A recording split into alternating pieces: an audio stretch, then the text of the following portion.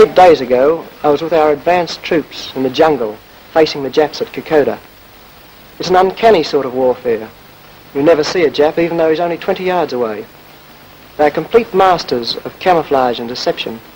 I should say about 40% of our boys wounded in those engagements haven't seen a Japanese soldier, a live one anyway. Don't underestimate the Jap.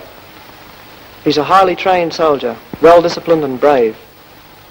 And although he's had some success up to the present, he's now got against him some of the finest and toughest troops in the world. Troops with a spirit amongst them that makes you intensely proud to be an Australian. I saw militiamen fighting over there, fighting under extremely difficult conditions, and alongside the AIF, and they acquitted themselves magnificently. When I returned to Moresby, I was full of beans. It was the spirit of the troops and the knowledge that General Rowell was on the job, and now that we had a really fine command. But when I came back to the mainland, what a difference. I heard girls talking about dances and men complaining about the tobacco they didn't get. Up the front, they were smoking tea some of the time. There seems to be an air of unreality, as though the war were a million miles away. It's not.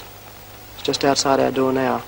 I've seen the war, and I know what your husbands, your sweethearts and brothers are going through.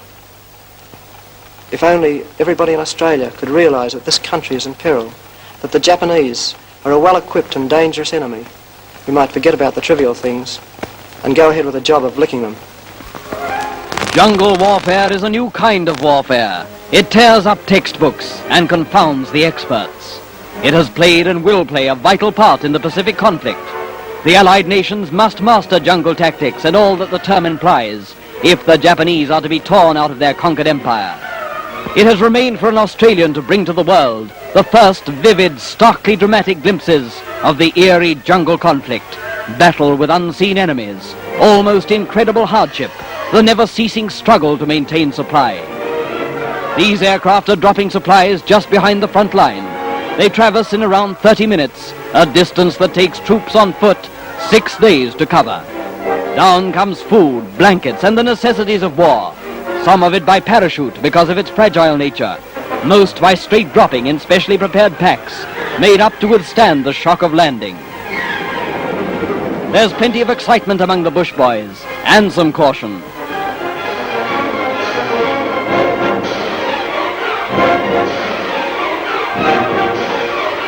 She's not going to clear that hill. The stick's right back, but it doesn't look like she'll get over it. But she did, just. It's come the hard way, but they needed it anyway. Relief units about to go forward, and hungry men coming out of the line must be fed. The overland supply route presents difficulties that must be seen to be understood. In Australia, we hear about austerity meals. Fighting men in the New Guinea jungles eat them.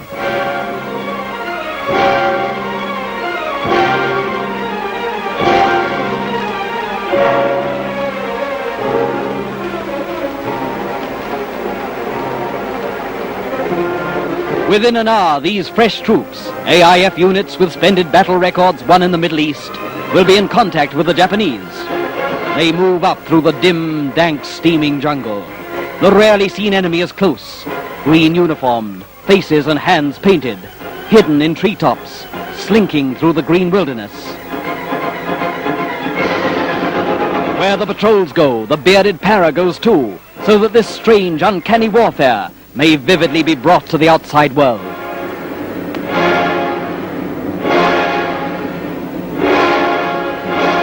The Japs are masters of camouflage.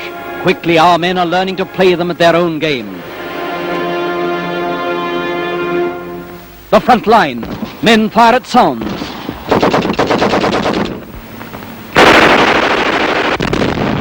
Japs are believed to have used that hut. Machine gun bullets search for any seeking escape. It's a grim business of man against man, kill or be killed.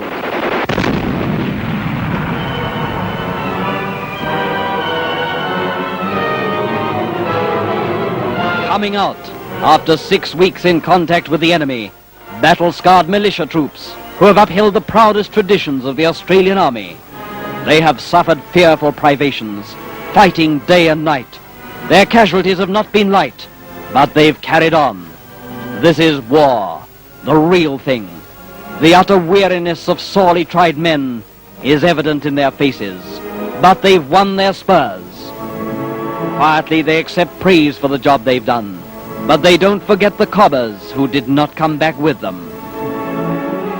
Snowy Pa, militiaman at left, got 15 Japs with a single Bren gun burst in a one-man ambush. These unutterably weary soldiers must walk 6 days before they reach the comparative ease of Moresby. There is no other way. At a forward dressing station, minor wounds are attended to.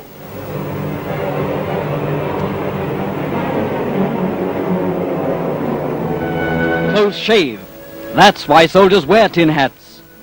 Only serious cases can be carried. 45 stretcher cases in the group Para traveled with needed nearly 400 native carriers. They must work in relays because of the exhausting labor. By these things do we begin to grasp the appalling difficulties of the New Guinea campaign. Some of these boys are sorely hurt and were literally snatched from beneath the noses of the Japs by heroism of their companions. They face a long, painful journey. Men quite badly hit walk to relieve the pressure on the carriers. And right up there near the front, a banner every soldier will salute. A great organization doing a great job. There's a dramatic reality about all this that cannot be escaped. Cheerfulness and courage, contrasting sharply with suffering. It will take a lot of Japanese to conquer that kind of spirit. The care and consideration shown for the wounded by the natives has won the complete admiration of the troops. With them, the black-skinned boys are white.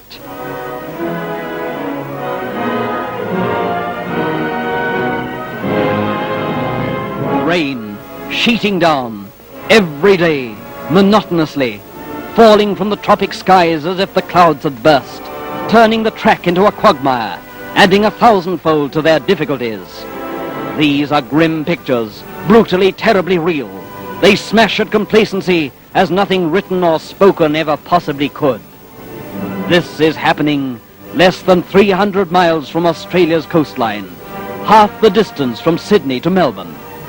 Men are sweating, suffering, dying in that jungle, so that it cannot happen here.